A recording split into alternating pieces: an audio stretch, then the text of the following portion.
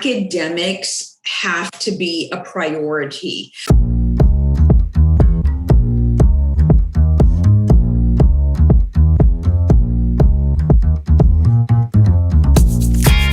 All right, guys, welcome back to the Adam Nessum Show. Today I have an awesome guest. We have Gina Moses, who is the former Director of Admissions and Recruitment at NYIT College of Medicine, and was also the Associate Director of Recruitment and Application Services at the American Association of Colleges of Osteopathic Medicine. So thanks so much for joining us today. Thank you, Adam. It's a pleasure to be here with you today. Yeah, so I'm very excited for this one because we have a lot of pre-med listeners who are applying to both MD and DO schools. For those that don't know, NYIT is a DO school. Mm-hmm. Can you just elaborate a little bit on the differences, and when you were going out and speaking and looking to recruit students, what some of the things that you were looking for that I guess were a little bit different with osteopathic medicine than they were allopathic? Sure. Yeah. So, the lines between MD and DO are so blurred, if you will, right? Yeah.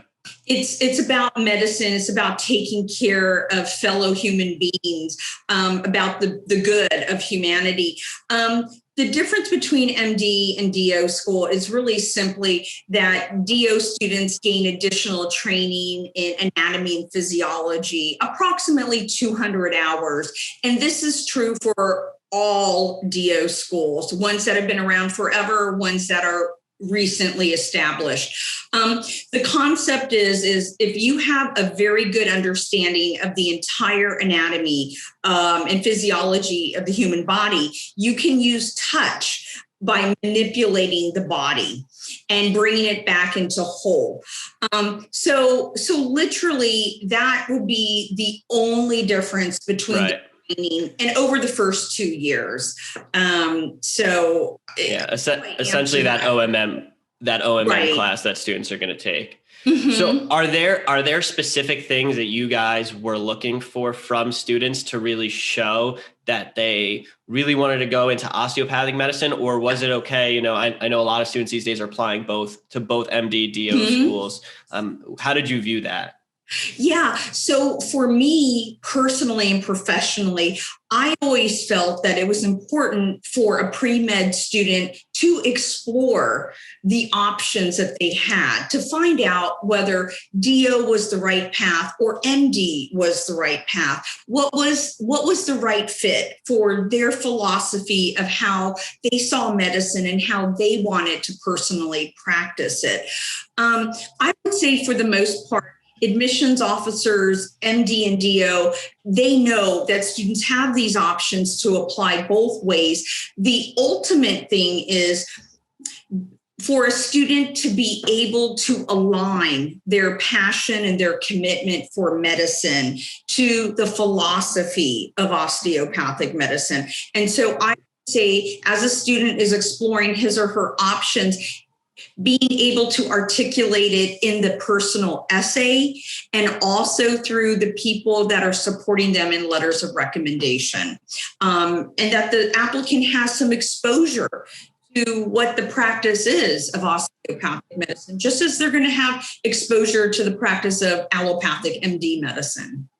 Gotcha. Now, I deal with a lot of students, some who, let's say, don't know about DO until much later on in the cycle, and they're about to apply. They want to apply DO schools, but they've now never actually shadowed an osteopathic physician. Do you see students that still get in having not shadowed an osteopathic physician before?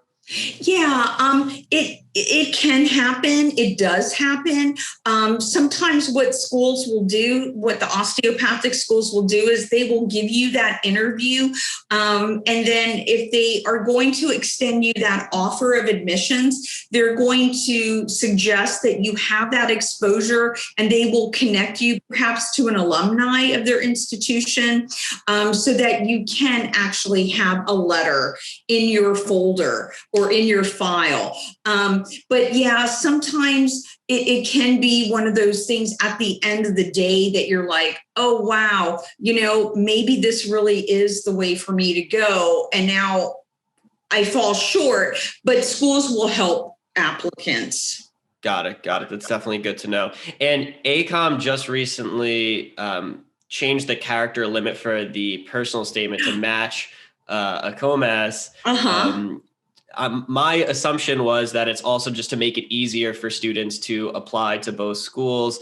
And so my question is, when it comes to the personal statement, does that have to differentiate MD versus DO, or would you say it's more the supplemental essays that are specific to that school where you're looking for the students to differentiate themselves? Yeah, so I honestly will say I think it's both. I was a little surprised when ACOM decided to make the character count match AMCAS, because prior to that, the ACOMAS application was a little bit shorter.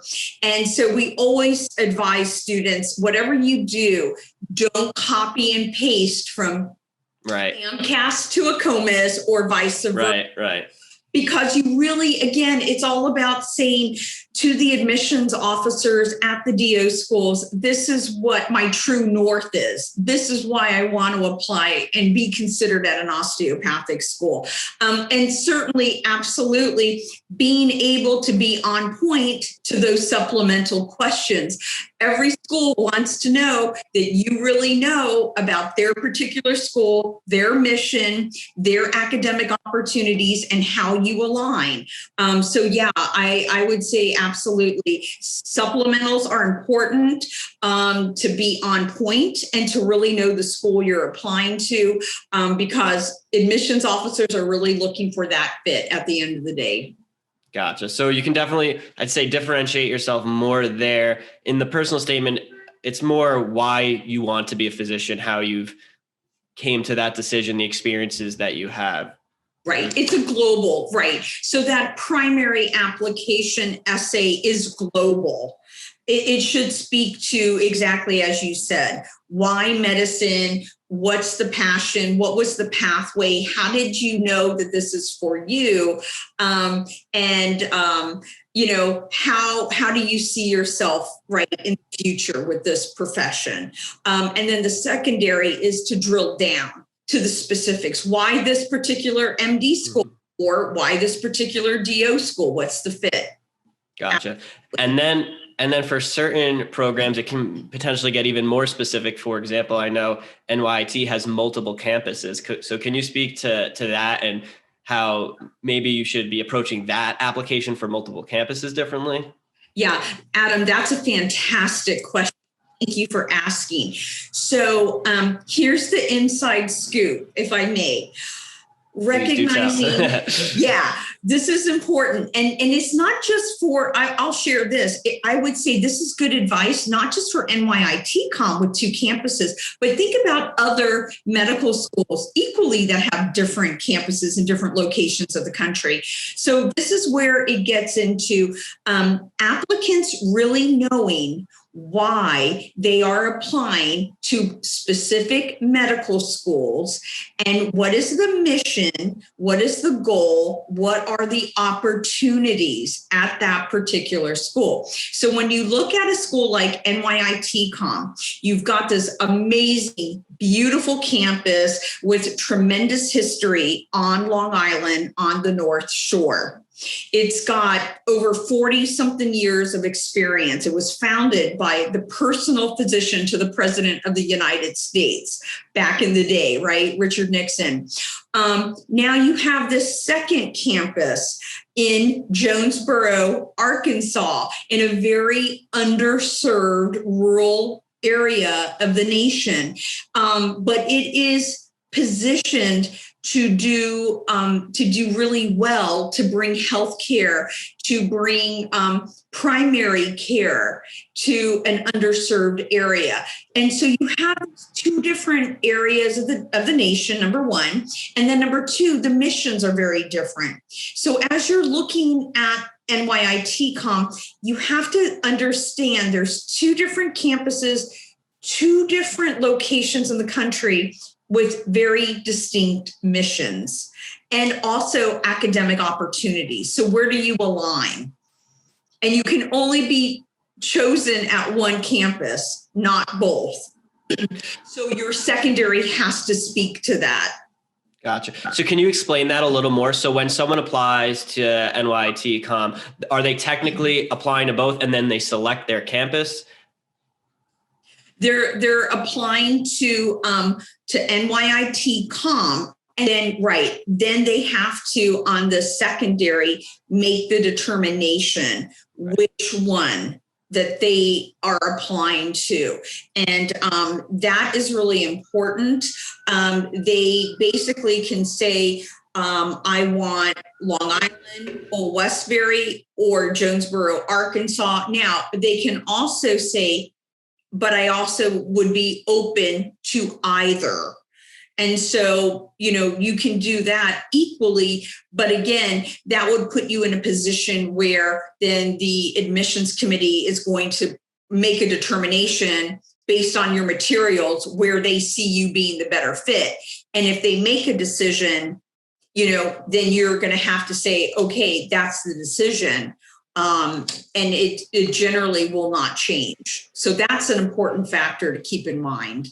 Gotcha. Yeah, that's definitely good for students to know when they're applying. Now, I know some schools you can technically put a preference, but then they'll say let's say you weren't accepted at this site, but we have an opening at the other site. Would you be willing to go? Does that happen? Have you seen that happen before? Yeah, that can happen. Absolutely. Because again, remember, there's only so many seats in the first year class in New York and at Jonesboro, and they can't go over that, right? Just like MD schools it's a finite amount of seats, and they cannot go over that number. And again, when you're looking at the volume of how many applicants to how many seats, it's really, again, critical that students are doing due diligence to understand where are they truly going to be the best fit.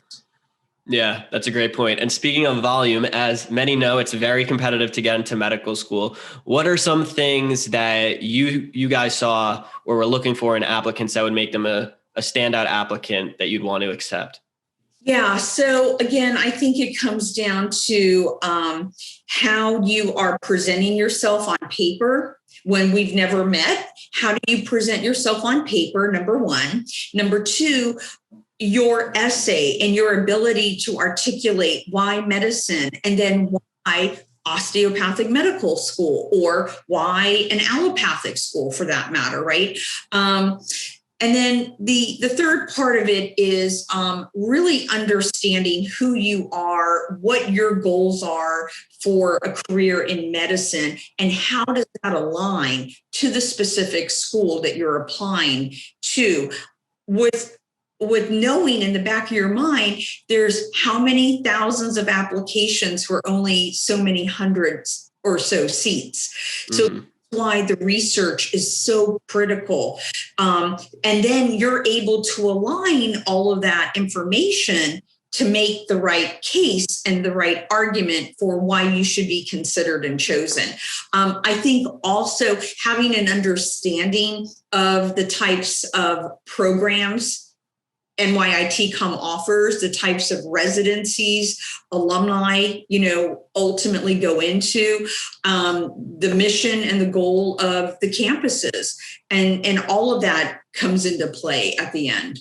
Got it. So to summarize, you're really saying for students to do their homework on each specific school, not just copying and pasting their application from one to the other, because that does make a difference. And admissions committees do see when they can, when they can tell a student's going to fit into their mission, into their school and class, versus like, this is just a good applicant, but they've kind of probably applied everywhere. And we're not seeing like why our school specifically. That is absolutely true. Yeah, that's so true. And remember, admissions officers, people in the medical school community, they've been doing this for a long time. So yeah, they're pretty savvy. Right. You can't fool the adcoms. Yeah. And the other thing sometimes we see, and this happens, it's just human nature. There's a lot of pressure to get applications in. I would always stress, get your application in early. Early is best. consideration, truly, because the longer you wait, then there's more applications that admissions officers have seen, and now they're whittling it down. It's a funnel, and so the sooner you're in, the better chances you have, absolutely, for consideration. Yeah, we definitely at the Premed Consultants, one of the goals is to have our students getting their abs out as soon as possible, usually the second it opens or within that first week. With that said, this year and last year has been pretty hectic. This upcoming application cycle, I think, will still be. I know you're not working there currently anymore, but there's a lot of students now that are doing like virtual shadowing opportunities and things like that. Do you have any idea how that might be viewed by admissions committees? Yeah, I think I stay in touch regularly with my colleagues, both in the MD and the DO side of the house. This 2020 was obviously a very challenging year for higher education, certainly medical school admissions. I think that this is the new norm. And schools and admissions officers have been able to successfully pivot. I think admissions officers are much more aware and willing to give students, grace, if you will, if that's the right word. What can you do? I mean, you can't do a lot of things in person. We've seen how the COVID has changed, right? There are all these new variants. A lot is still somewhat unknown. And so admissions officers don't want students to put themselves in harm's way, just like they don't want to be put in harm's way. And so they understand the virtual necessity for shadowing and for doing things in a different way. And I think you've seen higher ed pivot, especially with the grading systems, right? Mm-hmm. To have students pass and not have a letter grade. So I think the environment has changed, and I think people are more aware of how to pivot. And I think students shouldn't feel like they're going to be like penalized or not viewed as qualified because this is the new norm for now. Gotcha. Yeah, no, that makes a lot of sense. I'd say with anything, there's pros and cons. For example, Students are now being able to see in these virtual shadowing events, lots of different specialties, probably being exposed to DO and MD physicians, where in the past, if you're only doing in person, you get a couple of those experiences, and it's harder to get that variety. So I think from that perspective, it's really good. What I've been telling students is, right now it's going to because everyone always asks, how can I get shadowing and clinical experience right now? Like clinical is a little different because technically if you get a job as like an EMT, you can get the clinical, but shadowing, it's going to be very difficult right now. So if you're earlier on in the process, wait it out. We'll there. I'm sure at some point there will be, when vaccination rates increase, more opportunities to shadow, but right now it's just very challenging to do so.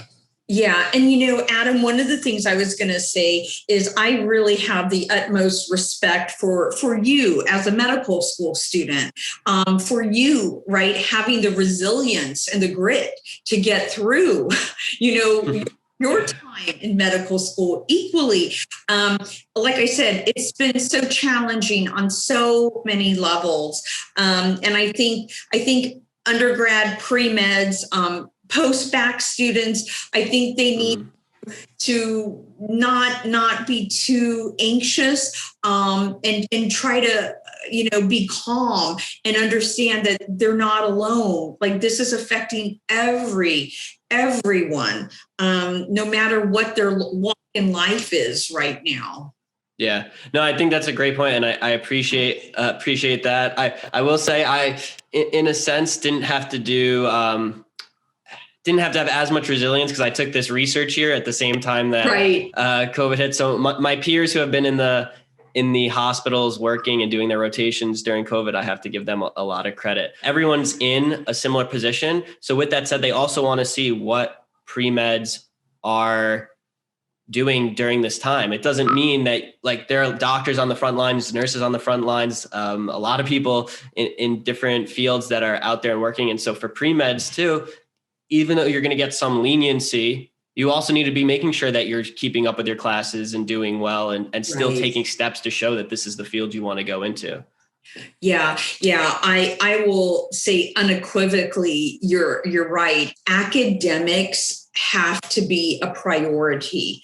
And I think one of the challenges that we've all seen is having the skill set when you're in a remote environment like we all are, and we're trying to continue our academic progress, to find time management skills, to still be actively engaged, actively participating, but find the focus and still connect to your faculty, to your fellow classmates.